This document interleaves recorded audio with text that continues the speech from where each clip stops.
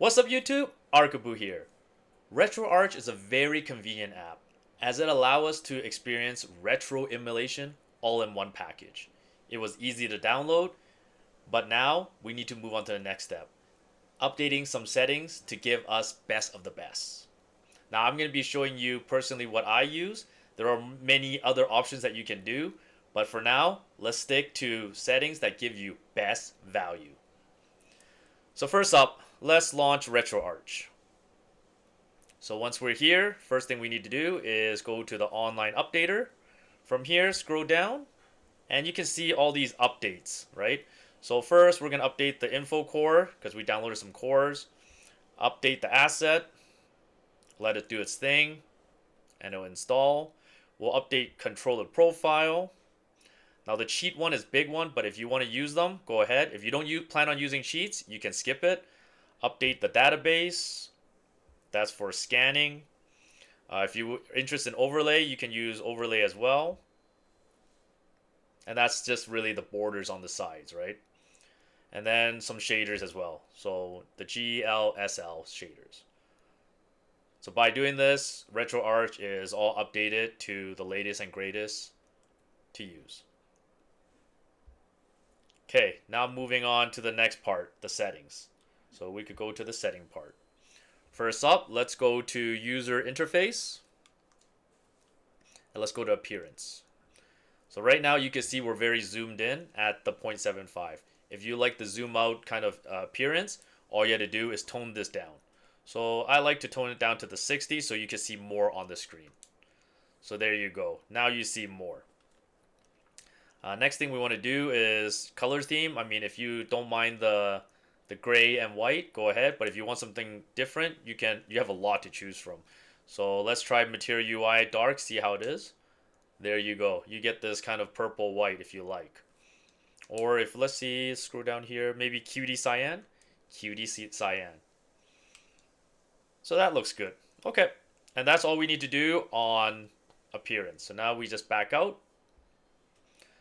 Now let's go to menu. If you want to do menu, if you do use Retroarch as your front end, there are some stuff that you can like remove on the left hand side. So for example, like images. If you don't store screenshots, you can hide that away. And histories, these are all good. Playlist is good. Now we back it out. Now we move to overlay. Now if we're planning on using a Bluetooth control like this, then I would advise you to turn it off so then you don't get the on-screen touchscreen buttons all over the place. So here we're just going to disable it. There we go. And then now we're going to back out. So we're done with user interface. Next, we'll go to the video section and we go to output. Now video driver here, it's default GL. If you want, you could use Vulkan, and if you have any graphic issues, feel free to switch it back to GL. So we'll go with Vulkan here, and everything here is good at the default. So let's back it out. Input. Input is a very good one here. So first thing I like to do is the menu control. Here, this second one, the menu swap, depending on how you like it, like the Xbox layout or the retro. What I mean by that is right now it's toggle on, meaning that the A button is your OK and your B is your back. If you like the other way around, you disable this and this becomes your OK or confirm button and this is your back. So these bottom switching ones. So I like to use the A, so we'll leave it at that. Next thing we want to talk about is hotkeys too. I personally don't like using one key to enable the hotkey settings. What I like is the menu. Let's see, where is it? The menu right here. So the menu combo. Here, I like to press start and select to get to Retroarch when I launch a game. So that's the only thing I like to use. Now, feel free that if you want to hotkey like fast forward, load save, load save, and load the save, two different buttons. Fast forward is very good too for playing those RPGs, the grind. So feel free to do those. And you could these are all very self-explanatory, but just kind of scroll down the list. All right. And then we talked about the menu, so we're good. and we can back out. Next one here, we go to latency. Now under latency, since we're running on Android, if you're running on Android, this is very important. This is the input block timeout. What this is the cycle of capturing inputs. If we're playing games that we want to put two buttons together, for example, the top trigger buttons to trigger an action, you need to set this to a different number. So here, default at 0. My recommended number is 4. And now when you actually hit the two triggers, you're able to do that specific function. So this is very important. If you don't do this, every time you press two buttons, you're only going to get one or the other and not both. Okay, that's all we need for latency. Then we go to saving. Saving is very important. Now here, default is sorts it all by the core name into different folders.